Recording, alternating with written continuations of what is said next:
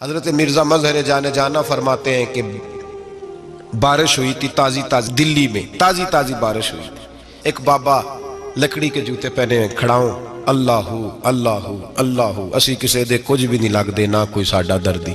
بابا مست ہو کے جا رہا، اللہ اللہ کرتا جا رہا۔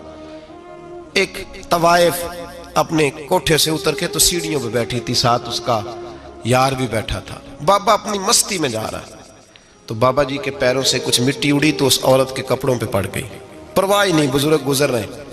وہ یار اس کا دوڑا ہوا آیا، اس نے آ کے تھپڑ مارا، کا خیال نہیں سارے اس کے کپڑے آلودہ کر دیے، تو کدھر تیرا دماغ نہیں ٹھیک؟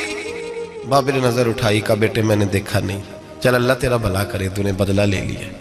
بابا جی چپ کر کے وَإِذَا خَاطَبَهُمُ الْجَاهِلُونَ قَالُوا السَّلَامَ، چپ کر کے گزر گئے۔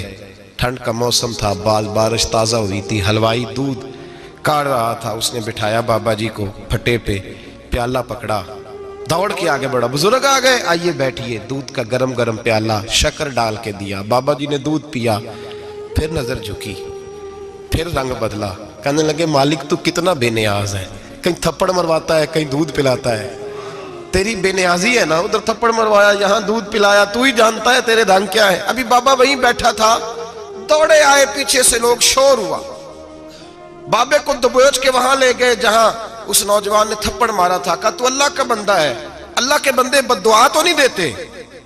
ہوا کیا؟ کہا تو نے بد دعا دی ہے؟ کہا نہیں دی، بات بتاؤ۔ کہنے لگے اس نے تجھے تھپڑ مارا ہے، چھت پہ چڑھا ہے، پیر پھسلا ہے، گردن کے بل گرا ہے، من کا ٹوٹ گیا، مر گیا ہے، تو نے بد دعا دی ہے۔ بابا جی کہنے لگے یار میں نے تو دوسرا لفظ بھی نہیں کہا، بھلا ہو کہہ کے گزرا ہوں، میں نے نہیں بد دعا دی۔ کہا تو نے دی ہے تبھی تو مر گیا۔ کہا نہیں دی۔ کہا بابا تو بزرگ آدمی ہے، سچ بول۔ تو بابا جی کہنے لگے سچ سنو، پھر میں آ رہا تھا، میرے پیروں سے مٹی اڑی، اس کے یار کے کپڑوں پہ پڑی، اسے برا لگا، اس نے مجھے مارا۔ جب اس نے مجھے مارا تو میں کوئی لاوارث تو نہیں تھا، جب اس نے مجھے مارا تو میں کوئی لاوارث تو نہیں تھا، مجھے دشمنوں نہ چھیڑو، میرا ہے کوئی جہاں میں ابھی پکار لوں گا، نہیں دور ہے مدینہ۔ اس نے مجھے مارا تو میں کوئی لاوارث تھا کہ میرا بدلہ کوئی نہ لیتا؟ اس نے مجھے مارا ہے تو میرے یار کو برا لگا ہے تو اس نے اسے مار دیا ہے، میری تو غلطی کوئی نہیں، یاروں کا جھگڑا ہے، یہ تو دوستوں کا جھگڑا ہے، یہ تو یاروں کا جھگڑا ہے، کوئی غلطی نہیں میری، کوئی غلطی نہیں۔ خش خش جنہ قدر نہیں میرا، اے میرے صاحب نو وڈیاں، میں تے گلیاں دا روڑا کوڑا، میں گلیاں دا روڑا کوڑا، میں نو محل چڑھایا ہے سائیاں، میں نو محل چڑھایا ہے سائیاں۔ فرمایا اس نے مجھے لوارث سمجھا تھا کہ تھپڑ مار کے گزر جائے، میرا کو پوچھے گا ہی نہیں۔ میرے رسول پاک علیہ السلام کے بارے میں رب فرماتا ہے ابھی میں تو تیرے ہو تو وہ کافر کو سزا نہیں دیتا کہ تو موجود ہے۔ یاد رکھیں حضرت فضیل بن عیاض فرماتے ہیں ایک جوان تھا،